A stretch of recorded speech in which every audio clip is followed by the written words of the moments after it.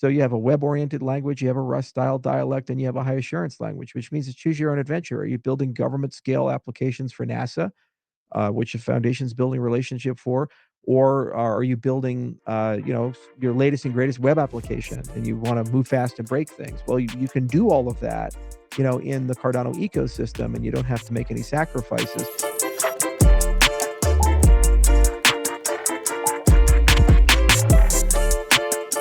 Charles, we see a lot of deregulation happening and even the change in administration here in the United States. Mhm. How do you see adoption of Cardano, maybe say as a reserve or even just adoption in the government progressing as places like Argentina deregulate and the administrations change here in the United States?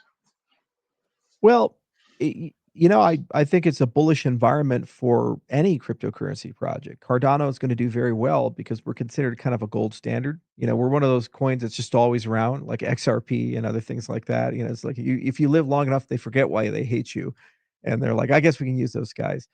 So Cardano is pretty special, and we have a lot of really competitive edges that are coming online. You see, we built an amazing foundation for a very tall skyscraper. And we're now actually starting to get to the point where the skyscraper is going above ground and that enormous foundation is built and it's being erected rather quickly. When you look at things like Hydra Doom, that wasn't just an amazing tech demo to showcase a video game. It was literally showing where Hydra can go over a period of 3 to 5 years. A million TPS is not a joke. It's a very serious thing, and it's showing. Start thinking about like load balancing, event-oriented programming, micro tipping. You think about like dexes that are enabled, using it as a surface for rollups. And it turns out that all these things fit hand in glove.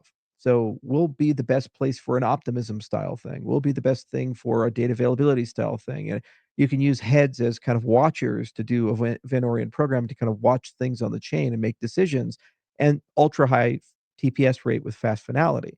So those are all things that are now coming as a result of Hydra, and we see them reflected in protocols like Gummy Worm and Midgard, and those aren't like long-term horizon things. Midgard actually should be in market this year if Anastasia works hard on it, and I believe that major progress will also be made in Gummy Worm. Then you see not too far behind it, things like Laos, which will basically make Cardano one of the fastest layer ones, but preserving all of the decentralization and security that we currently have. So that very strong foundation. The development model has massively improved as well. Plinth gives us the highest assurance programming language in the entire cryptocurrency industry. But then we have Aiken, and we also have TypeScript. So you have a web-oriented language, you have a Rust-style dialect, and you have a high assurance language, which means it's choose your own adventure. Are you building government scale applications for NASA, which the foundation's building a relationship for? Or are you building, your latest and greatest web application and you want to move fast and break things? Well, you can do all of that, in the Cardano ecosystem, and you don't have to make any sacrifices. And then we have best in class governance as well, which was a 2 year roadmap. And it's finally come to a conclusion with what we have coming online with the next hard fork. And basically, that means that we have an end to end, fully decentralized government, not a name only, but an actual one with elected representatives and liquid democracy and an on chain constitution and these things.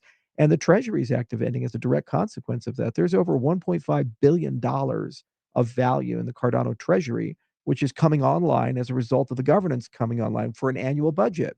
So every year, hundreds of millions of dollars can be deployed to growth hack the Cardano ecosystem and to pay for a lot of the things that we want to do as an ecosystem. And we all get to decide that together as an on-chain government. So when you look at the balancing of things in that foundation, from all this amazing investments in scalability technology to the DevX getting exponentially better, to the governance side of things, Cardano's in a really strong position. And what's happening is we're now matching that with entities that are going out there and finding great business.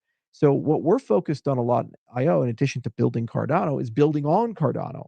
So like the partner change idea, for example, Midnight is the first, but by no means the last. There's going to be a lot of those amazing things coming. And then we got Lace that's really starting to reach a high degree of maturity. It's going multi-chain. It's going to be a Bitcoin wallet here in a little bit. We just launched the DApp store not too long ago, just like literally yesterday. So that's the beginning of the DApp Explorer, and then it'll eventually become a much larger thing.